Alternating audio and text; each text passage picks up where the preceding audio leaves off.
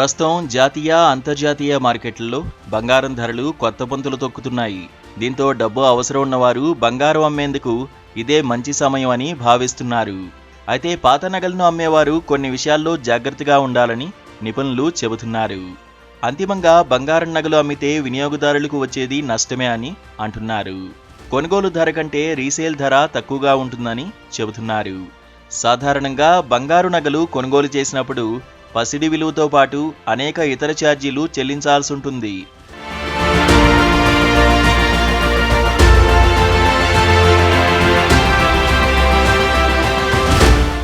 ఉదాహరణకు బంగారం మార్కెట్ రేటుతో పాటు నగల తయారీ ఛార్జీలు, జీఎస్టీ చెల్లించాలి.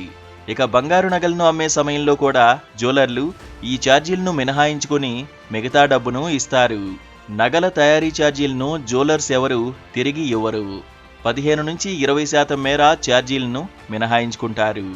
అంటే 1,28,000 విలువ కలిగిన నగ అమ్మితే అందులో తయారీ ఛార్జీ కింద జ్యువెలర్స్ సుమారు 19,200 రూపాయలు కస్టమర్లకు తిరిగి చెల్లించరు.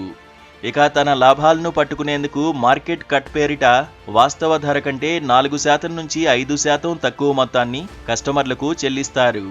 దీంతో సుమారు 6,400 రూపాయల వరకు కస్టమర్లు కోల్పోవాల్సి వస్తుంది.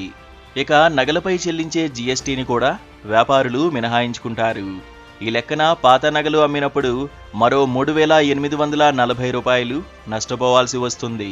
స్థూలంగా చెప్పాలంటే 1,28,000 విలువైన బంగారు నగ అమ్మిన సందర్భంగా వ్యాపారులు తయారీ ఛార్జీలు, మార్కెట్ కట్, జీఎస్టీ మొత్తాలను మినహాయించుకుని కేవలం 98,560 రూపాయలు మాత్రమే చెల్లిస్తారు.